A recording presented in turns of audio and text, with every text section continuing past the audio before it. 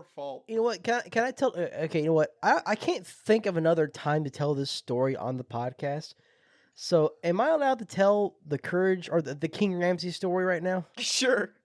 Yeah, fuck it. It's Ian's episode. He said sure. Okay. Yeah.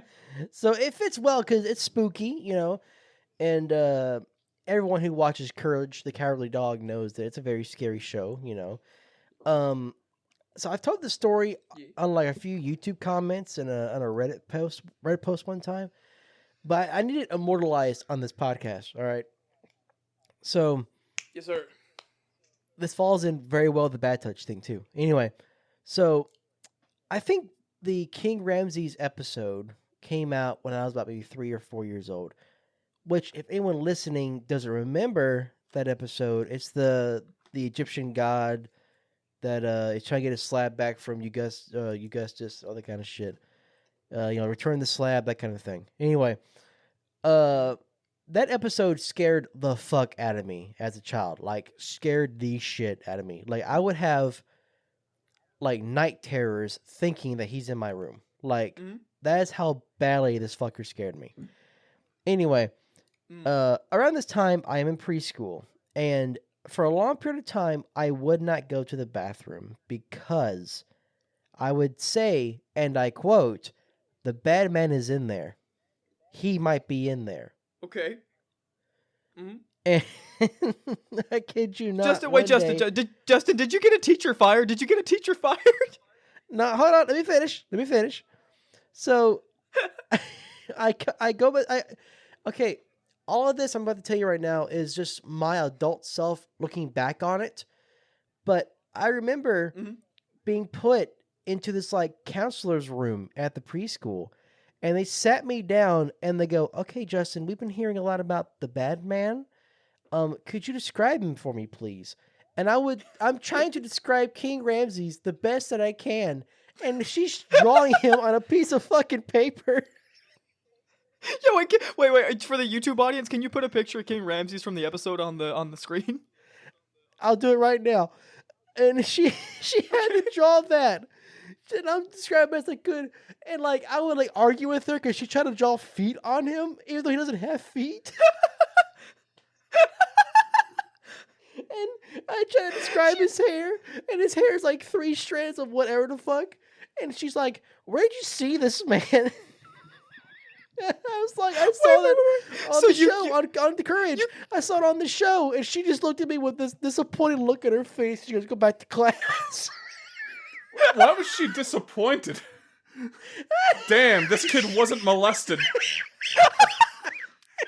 I think my favorite part is that for a brief 10-second period, there was a time in which that teacher, in which she thought that you had gotten taken advantage of by a almost bald, footless, homeless man.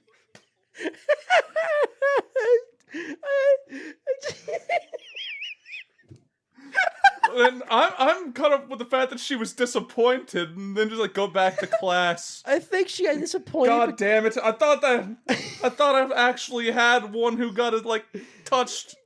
He was playing Cave Explorer with his uncle.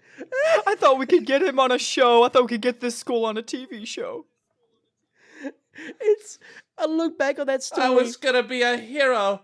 I look back at that story with such happy memories because, like, she was so disappointed. That's great, dude. Put up the artistic rendition of like what her face looked like right here. I'll put a meme. MS Paint drawing. Disappointment. Just the Mike Wazowski fucking 2 eyes staring forward meme. This child wasn't touched. Send it back. Send him back. Oh my god. Just, okay, that was another. Great, Justin.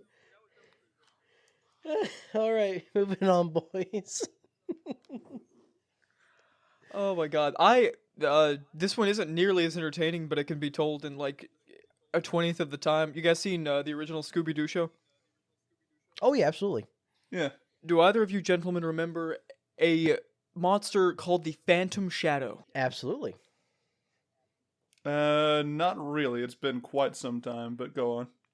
Oh, I got you. It was an episode where they were in like this big mansion trying. They were like, Shaggy was a removed cousin, and so he was like up to get some inheritance.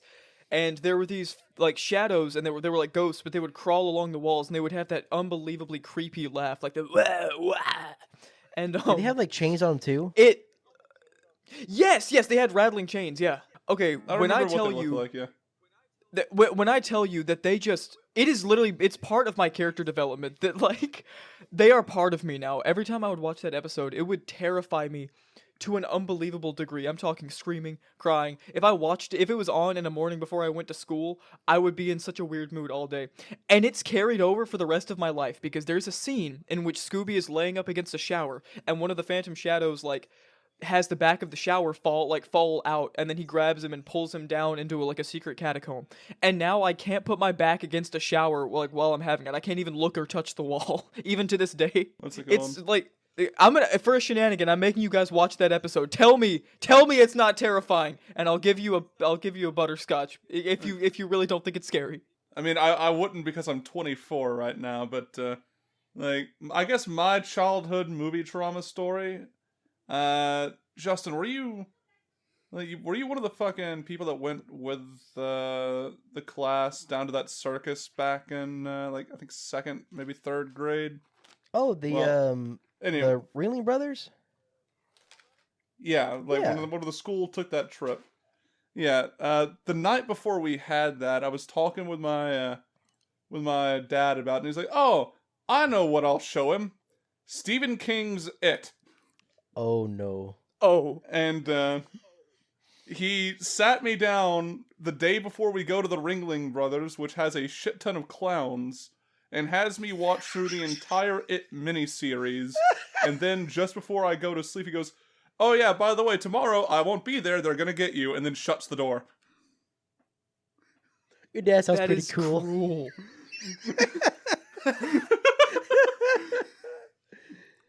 That And is I opposite remember reaction. very distinctly.